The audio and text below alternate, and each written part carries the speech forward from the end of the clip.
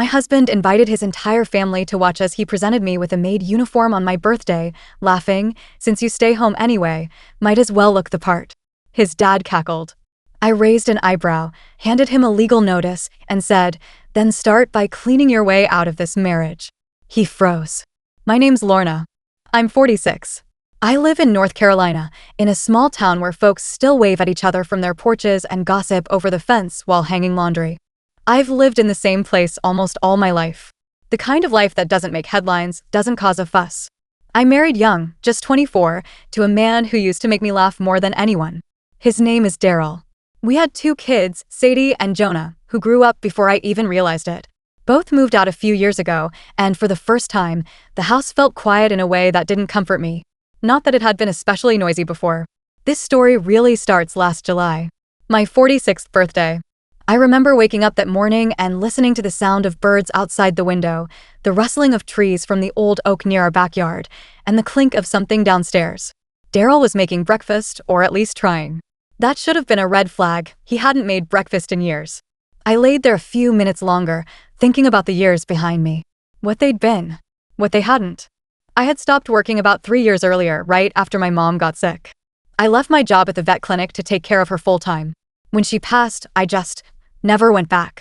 Daryl didn't say much about it at the time. He acted like it was temporary, like we'd talk about it later. But later never came, and over time, his comments started to shift. At first, it was light teasing. Then it became a little sharper, more pointed. Like a joke meant to land a little too deep. "Must be nice to nap at 2 p.m. What exactly do you do all day?" But on my birthday, he was chipper. He even told me to relax while he set up a little lunch thing at the house. I didn't know who was coming. He just said, "Family." Just the usual. So I cleaned, baked a cake, hummingbird, my favorite, because I knew no one else would think to, and put on a nice summer dress. Daryl grilled burgers. He was in a weirdly good mood. Almost giddy. Like he was hiding something, but in a way that made him smirk to himself when he thought no one was watching. They started arriving around noon. His brother Cliff, who always speaks too loudly and smells like motor oil. His mother, who's never liked me and still introduces me as Daryl's wife, like I'm an interchangeable part. And Delbert, his father, a man who still uses the word broads and once told our daughter she shouldn't get a master's degree because smart women don't stay married. I smiled. I was polite. Because that's what you do when you've lived this long with people who don't really see you. The food was fine. The conversations were surface level. Mostly Daryl and Cliff laughing about old high school stuff, his mom talking about her neighbor's bad hip, and Delbert making one inappropriate joke after another while sipping cheap whiskey from a flask he brought in his coat pocket in July. Then Daryl stood up. He tapped a fork against his glass, like we were at a wedding toast. "I got something for Lorna," he said, raising his voice just enough for everyone to stop talking. I didn't expect much. Maybe flowers. Maybe something off Amazon I'd already seen arrive in the mail. I smiled anyway. He reached behind his chair and pulled out a small white box, then opened it with a flourish and held up what was unmistakably a maid costume. Black and white with lace trim. Frilly. Cheap looking. Something you'd expect from a Halloween store, not a husband. "Since you stay home anyway," he said, chuckling, "might as well look the part." Delbert roared with laughter. Cliff let out a whistle. His mother looked uncomfortable but didn't say a word. I stood there, frozen, holding a fork in midair.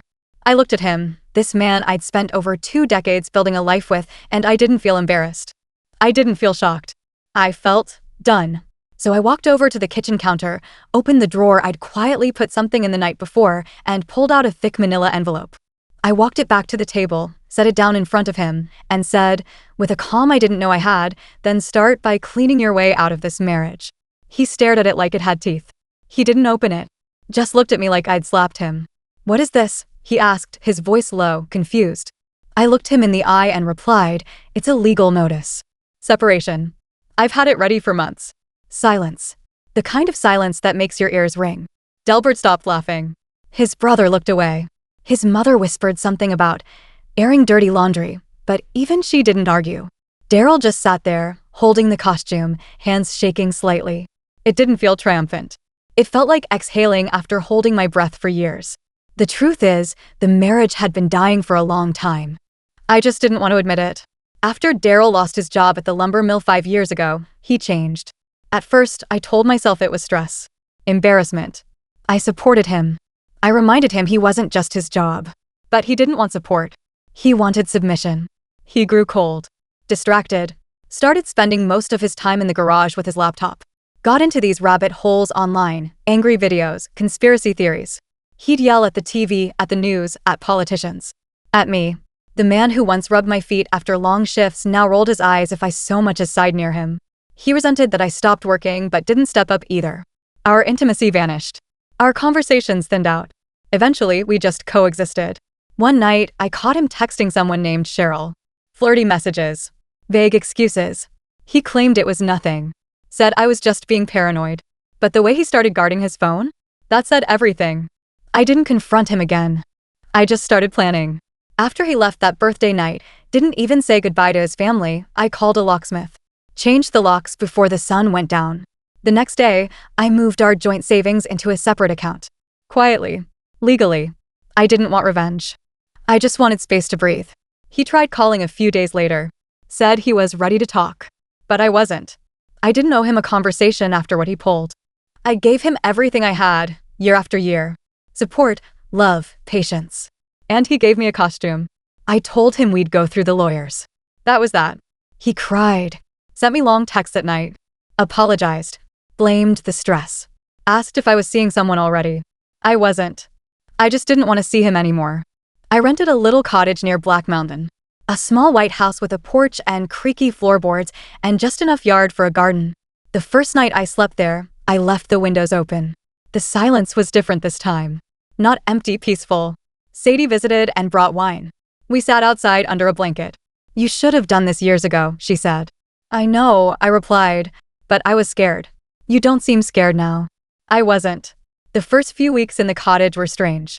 Not bad. Just quiet. A different kind of quiet from the one I had with Daryl, the kind that used to feel like avoidance, like two people dodging each other's presence in the same house. This quiet was peaceful. It let me hear myself again. I spent those first mornings just sitting on the porch with a cup of coffee, wrapped in a cardigan, listening to the wind through the trees. I started walking every morning around the neighborhood, down by the creek trail, past the same sleepy houses with cracked mailboxes and overgrown hedges. I didn't wear makeup. I didn't even brush my hair some days. I let myself fall apart a little. It felt good. I found an old rocking chair left behind by the last tenant. I sanded it, painted it navy blue, and put it out front. Something about reclaiming that chair, giving it a second life, felt symbolic. Then, a few weeks in, I went back to the animal shelter. It was the same one I'd volunteered at for years. I hadn't stepped inside since everything happened. I was scared they'd ask about Daryl. Scared someone would pity me. But no one did. They just welcomed me like I'd never left. Got a new litter of pups in the back, Donna said, handing me a clipboard. They're loud and messy. You'll love M. I smiled. I really smiled. That kind that creases your cheeks and warms your ribs. I started going twice a week again. Then 3 times. Being around animals reminded me of a part of myself I thought I'd lost, the part that gave care without needing permission.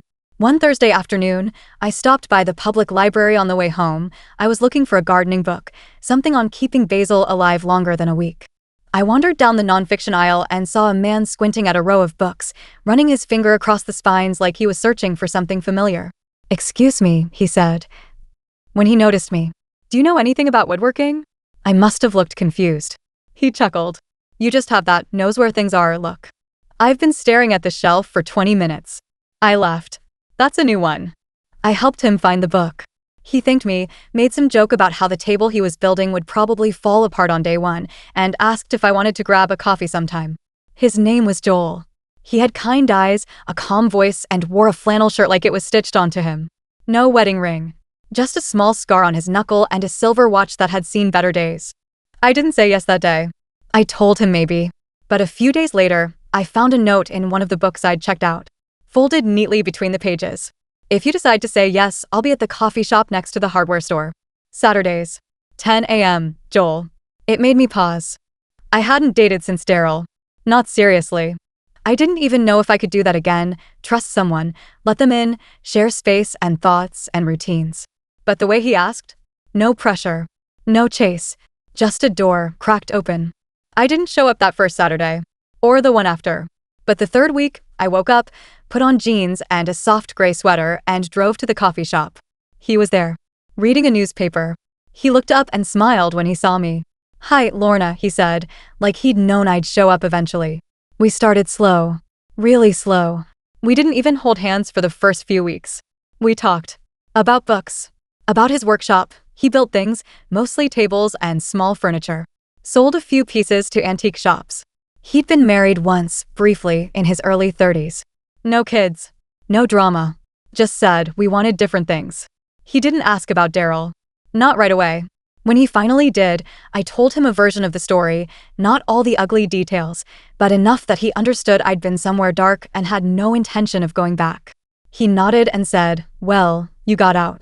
That counts." It wasn't romantic. It wasn't dramatic. It was just kind. And kind felt revolutionary.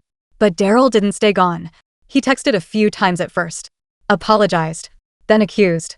Then pleaded. When I didn't answer, he started showing up at the shelter. The first time, he stood outside the glass doors, looking in like he wasn't sure whether to come in or run. I stayed behind the front desk until he left. The second time, he waited by my car. "I just want to talk," he said. "You had 20 years to talk," I replied. He looked thinner. Tired. But not enough to make me forget. "You seeing someone?" he asked. I didn't answer. He laughed, but there was no humor in it. "Figures. You always needed attention." And that sentence reminded me why I left. He started dropping by the cottage too. Once, I came home to find a bag of my old things on the porch, a sweater, a box of Polaroids, a card from our first anniversary. Another time, just a note that said, "This wasn't supposed to be forever." I thought about getting a restraining order, but he hadn't threatened me. Not outright. I did talk to my lawyer though. She told me to document everything. So I kept a journal. Dates. Times. Photos if needed. Joel knew. I told him everything. I expected him to back off. But he didn't. "If it gets bad," he said, "I'll be here. But if you need me to give you space, I'll do that too." I'd never heard a man say that before. One evening in late September, I was out on the porch trimming dead leaves from a hanging plant when a car pulled up to the curb. I saw Daryl's shape through the windshield. He didn't get out. He just sat there. For 10 minutes. Then he drove away. I stood there, hands covered in soil, heart pounding. I didn't feel fear. I felt fury. The slow burn of a woman tired of being watched, followed, haunted by someone who only noticed her absence when she'd finally found peace. I called Sadie that night. She was quiet at first. Then she asked, "Do you want me to come down?" "No," I said. "I just needed to hear your voice." The next morning, Joel brought me a small planter box he'd built from reclaimed wood. "For your porch," he said. "Or throw it out. Just figured you might like it." I ran my hand across the smooth top. It smelled faintly of cedar. "You built this?" He shrugged. "Helps me think." I smiled. "I might try planting lavender this year." "Good choice," he said. "It grows back strong." October arrived like it always did in the mountains, quiet, cool, with the kind of air that made you breathe a little deeper. My garden was winding down. The tomatoes had stopped coming. The herbs were mostly brown, but I didn't mind. I liked the way the season settled everything. It gave me permission to rest. The planter Joel brought me sat on the front porch now, filled with a few marigolds and sprigs of mint. I'd been hesitant about lavender. Something about its delicate bloom made me nervous. I wasn't sure I could keep it alive, and I didn't want the reminder if it didn't make it. Maybe next spring. Joel came by most Saturdays, usually with something small in his hands, a book he thought I'd like, a half-wrapped sandwich from a bakery near his workshop, or a scrap of wood shaped like a bird or a leaf. He never asked to stay. He never expected anything. We just sat together sometimes on the porch, sipping coffee and watching the world move. I didn't realize how much tension I'd been holding until I didn't have to anymore. But Daryl still lingered like the last cold of winter that refuses to leave. He wasn't constant. That would have been easier. It was the unpredictability that got me. A random voicemail. A knock on the door when I wasn't home. Once, I came outside to find a small stuffed bear on the porch, one of the ones he'd bought when I was pregnant with Jonah. It was moldy and smelled like attic dust. I threw it away without a second thought. But it stayed with me. The image of it. What it meant. He was trying to crawl back into the corners of my life, using the past as a ticket. One Sunday afternoon, as I was folding laundry, the phone rang. I didn't recognize the number, but I picked up anyway. "Lorna." The voice was familiar. Worn. Like gravel on pavement. It was Cliff. Daryl's brother. "I know I'm probably the last person you want to hear from," he started, "but he's not doing well." I didn't say anything. "He's drinking too much." Got into it with some guy at the bar last week. Ended up with a black eye and a busted lip. He's not himself. I leaned against the kitchen counter. He hasn't been himself in years. I know, Cliff sighed. I just thought you'd want to know. I don't. A pause. Well, all right then. He hung up. And I stood there, staring at the coffee pot, realizing something. I didn't feel guilt. Not even a flicker. Just relief. Joel and I never defined anything out loud. I liked it that way. He showed up when he said he would. He listened. He never interrupted my silences. One chilly evening in mid-October, we sat inside for the first time, a small fire crackling in the hearth. I had mismatched throw pillows and blankets that didn't match any decor magazine, but he didn't seem to notice or care. Did I tell you I used to think I'd be a teacher? I asked, holding a mug of tea. He looked over, surprised. No. What happened? Life. Daryl didn't think it was worth the money. Said I'd just end up staying home with the kids anyway. Joel didn't say anything. He just nodded slowly, like he understood more than he let on. I used to dream about standing in front of a classroom, talking about literature, giving pop quizzes, decorating bulletin boards for holidays. I smiled, but it didn't reach my chest. It sounds silly now. Doesn't sound silly to me, he said. There was a long pause. I still think about what I lost, I admitted. Not just the marriage. The time. The version of myself that just disappeared. He leaned forward, elbows on his knees. She's still in there, Lorna. I see her all the time. I didn't know what to say to that. No one had ever spoken to me like that, like I wasn't broken, just a little buried. By Halloween, I was in a routine. Mornings on the porch. Volunteer work at the shelter. Coffee with Joel. Quilting club on Thursdays. It was simple, but it felt like life again. Then one night, there was a knock. Late. Just past 9. I wasn't expecting anyone. I peeked through the window and my stomach dropped. It was Daryl. He looked tired. His hair had grown out, graying at the temples. His shirt was wrinkled, stained. He swayed slightly like he wasn't quite balanced. I didn't open the door. I stepped out onto the porch and shut the door behind me. What do you want, Daryl? He looked around like he was trying to place himself. I was driving and ended up here. No, you drove here. He let out a bitter laugh. You've gotten good at being cold. You got good at making me that way. His eyes welled up. I'm not okay, Lorna. I crossed my arms. I know, but that's not my job anymore. He sat on the top step, head in his hands. I lost everything. No, I said, voice low. You threw it away. One comment. One lie. One insult at a time. He stayed there for a while, saying nothing. Just breathing heavy. I didn't offer him anything. Not tea. Not comfort. Not forgiveness. I just stood there, letting him sit with what he created. Eventually, he got up. I won't come back, he said. I nodded. You shouldn't. He walked back to his truck and drove off into the dark. I stood on the porch long after he left. The air smelled like firewood and cold leaves. I looked down at my planter box and touched one of the marigolds gently, their petals starting to curl from the frost. They'd be gone soon. But I'd plant new ones. A week after Daryl showed up on my porch, I filed a formal police report. Not a restraining order, yet, but I wanted the paper trail. I gave them dates, screenshots, photos of the things he left behind. They nodded. Said I'd done everything right. He didn't come back. Maybe it was the look on my face that night. Or maybe Cliff said something. Either way, I was grateful for the silence. Joel came by later that week and fixed the back door latch without being asked. He didn't say anything, just brought his toolbox and got to work while I made soup inside. When he finished, he sat with me on the porch again. I think I'm ready, I said, stirring my spoon slowly. For what? To live without feeling like I'm waiting for the next disaster. He nodded. That's not nothing. In November, I started substitute teaching at the elementary school down the road. Just 2 days a week. Small classes. Reading groups. Art projects with glue and glitter that clung to everything. It wasn't much, but it reminded me of the younger me, the version I buried under laundry piles and bitterness.